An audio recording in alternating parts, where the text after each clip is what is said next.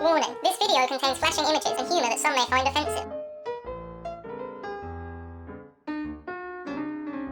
When my brother and I were younger, we had a very antagonistic relationship and we were often likened to Tom and Jerry.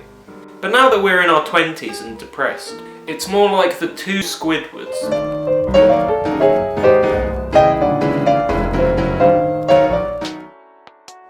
I don't know if you saw that Prince William declared that it's very important to talk about men's mental health. And the fact that he didn't explicitly say white men is, I think, a sign that the royal family is keeping up with the times. In the wake of this royal proclamation, the importance of talking about men's mental health was the major topic of conversation in my weekly Zoom call with the fellas. Rather predictably, each one of my friends, in turn, delivered a witless, lacklustre account of their own personal struggles with men's mental health. Each one failing to present what they were saying in any kind of interesting or dynamic narrative. Each demonstrating a total lack of understanding about the major debates in the field of psychology, as well as the basic tenets of Eastern philosophy. Mine was obviously the best, no competition. It was quite frankly sensational. I was able to unravel every stupid point that they had made. I shattered their black and white worldviews, enlightened their monkey-minded consciousness, and I managed to direct the conversation towards a profound consensus that life is both precious and meaningless. That there's beauty in contradiction.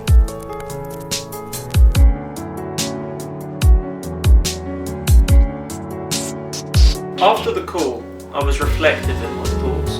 I was overwhelmed with a deep, uncontrollable satisfaction of what I had said. Throughout the evening I would recall particular remarks that I had made, different turns of phrases that I had used, but all too often I was reminded that what I said was greater than the sum of its parts.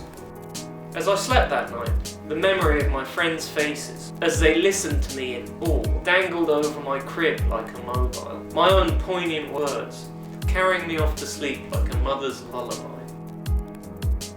Those faded visions would be the last gristle of happiness that I would chew, for I arose to the terrible news that my friend Josh, who didn't join in the Zoom call last night, was suffering from anxiety and depression. I'm now in the deep abyss of sadness. I can't stop obsessing about Josh. If only he had been there to hear what I was saying about men's mental health. To listen, as he always did, to my engaging thoughts, my wise analyses. I like to picture Josh sitting at his special seat at Panda Garden with a big plate of his favourite Chinese food in front of him, listening, as he always did, to whatever it is I was saying.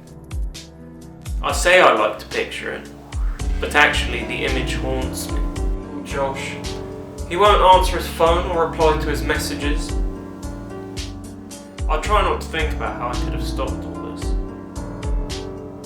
My words were probably exactly what he needed to fight off the darkness. I suppose the irony is that my own men's mental health has taken a bit of a decline.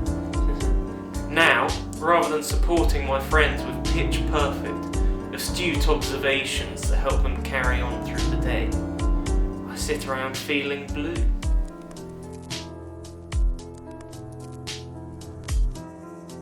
But I've come to understand that the satisfaction of helping a friend is nothing compared to the satisfaction of judging yourself internally for things that you can't go back and change. Is that the line? Yeah. Go.